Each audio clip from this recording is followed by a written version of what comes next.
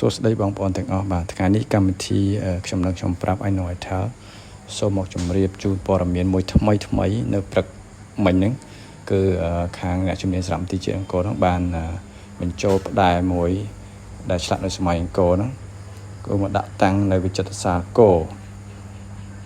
គឺថាព្រឹកមិញថ្មីហ្នឹងឯងហើយផ្តែរនេះគឺថាធ្វើអំពីថ្មភពផ្កាឈូក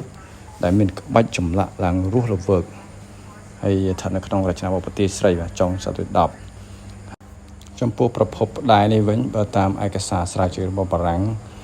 ឯកសារចាស់ហ្នឹងផ្តែរនេះគឺមានប្រភពដើមមកពីប្រាសាទចាឈូកហើយបច្ចុប្បន្នហ្នឹងគឺស្ថិតនៅក្នុងបរិវេណវត្តចាឈូកឃុំចាឈូកស្រុកអង្គរជុំខេត្តសៀមរាបហើយបើគិតពីចម្ងាយប្រហែលជា52គីឡូម៉ែត្រពីក្រុងសៀមរាបហើយអញ្ចឹងផ្តែរនេះគឺថាទាំងសម្រស់ឆ្លាក់តាំងពីក្បាច់ក្បូរនៃការទឹកដៃឆ្លាក់គឺថារស់រវើកមែនតើហើយនៅកណ្ដាលផ្តែរនេះគឺមានឆ្លាក់រូបមួយស្អាតគឺគ្រុឌឈរហើយចំពោះសត្វគ្រុឌនេះគឺយានជំនិះជាយានជំនិះរបស់ព្រះវិស្ណុឬព្រះនរាហ្នឹងដែលជាអាទិទេពមួយដ៏ខ្លាំងក្លាដែលមានតួនាទីជាការពារថែរក្សាលោកហើយកែមខាងលើផ្តែរហ្នឹងមានមនុស្សចំនួន9វាថាលើកដៃប្រណម្យបួងសួងឡើងលើហើយ5នៅខាងស្ដាំហ្នឹងគឺពាក់ខ្សែក